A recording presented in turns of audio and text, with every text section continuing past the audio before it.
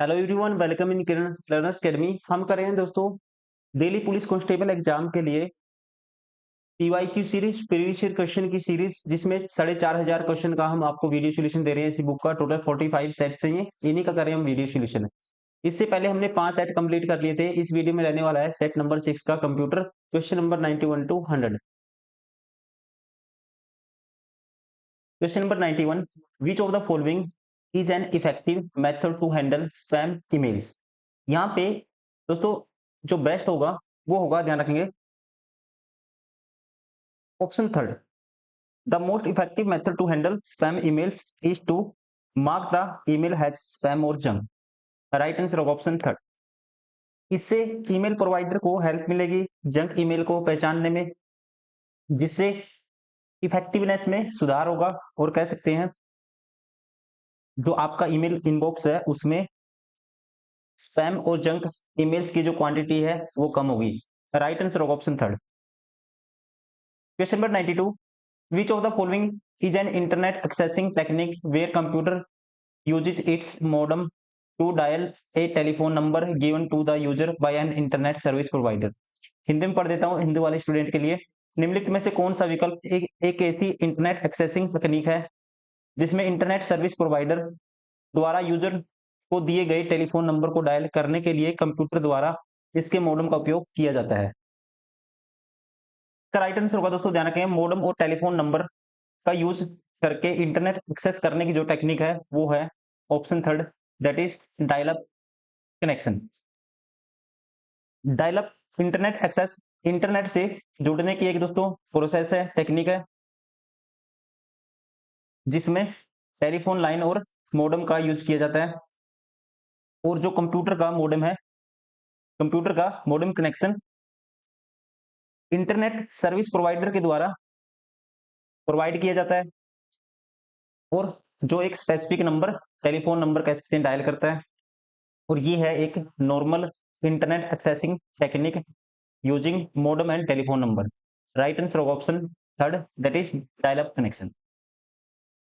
Question number 93, where is the position of the menu bar in accordance with the title bar in MS Word 365। कहता है MS Word 365 में title bar के संदर्भ में मेनू बार की स्थिति कहां होती है। इसका राइट आंसर होगा, ध्यान रखेंगे, मेनू बार कहां होता है, टाइटल बार के नीचे होता है। राइट आंसर होगा option third, menu bar is situated below the title bar. Question number 94, in MS Excel 365, what is the Microsoft Excel formula to create an absolute cell reference for cell B2। MS Excel 365 365 में cell B2 के लिए absolute cell reference बनाने के लिए Microsoft Excel formula क्या है। ध्यान रखेंगे दोस्तों, एब्सोल्यूट सेल रेफरेंस क्रिएट करने के लिए कॉलम और रो, नंबर ऑफ रोज, इसके आगे लगाते हैं डॉलर का सिंबल, जैसे कि डॉलर फिर बी फिर डॉलर, और ये कॉलम और रो दोनों को लॉक कर देगा, भले ही आपने फॉर्मूला कहीं भी कॉपी किया हो। तो यहां होगा option four, dollar B dollar two. P2 का मतलब है कॉलम बी में दूसरा सेल, ठीक है, second cell in column B. Right answer होगा option four. Question number 95, which of the following is the most appropriate option to print pages 1 3 5 and so on in MS Word 365। अब देखो यहाँ पे 1 3 5 odd number है दोस्तों, तो आपको कौन सी कमांड देनी पड़ेगी, तो कौन सा ऑप्शन होगा, कौन सा ऑप्शन सबसे उपयुक्त है, print odd pages. Right answer होगा option third. Question number 96, MS Excel 365 में आप फॉर्मूला लिखना किस प्रकार शुरू करते हैं। In MS Microsoft Excel 365 how do you start to write a formula. यहाँ पे राइट आंसर होगा, ध्यान रखेंगे दोस्तों, एक्सेल में किसी भी फॉर्मूले को हमेशा इक्वल इक्वल टू का निशान से शुरू करते हैं। राइट आंसर होगा ऑप्शन थर्ड, ठीक है, ध्यान रखना है कौन सा सिंबल है, इक्वल टू का। क्वेश्चन नंबर 97, एमएस वर्ड 365 के पेज सेटअप में कौन सा ऑप्शन यह निर्धारित करता है कि डॉक्यूमेंट का कंटेंट वर्टिकली या हॉरिजॉन्टल रूप से क्या है, रिप्रेजेंट होगा। इसके लिए होता है right answer option 4 orientation. Orientation, ठीक है, ध्यान रखेंगे the option in page setup of MS Word 365 that determines whether the content of the document is displayed vertically or horizontally is represented by किससे? ओरिएंटेशन से। Right answer option 4। Question number 98, MS Word 365 में save और save has command के बीच मुख्य अंतर है, ठीक है, मेन डिफरेंस क्या है?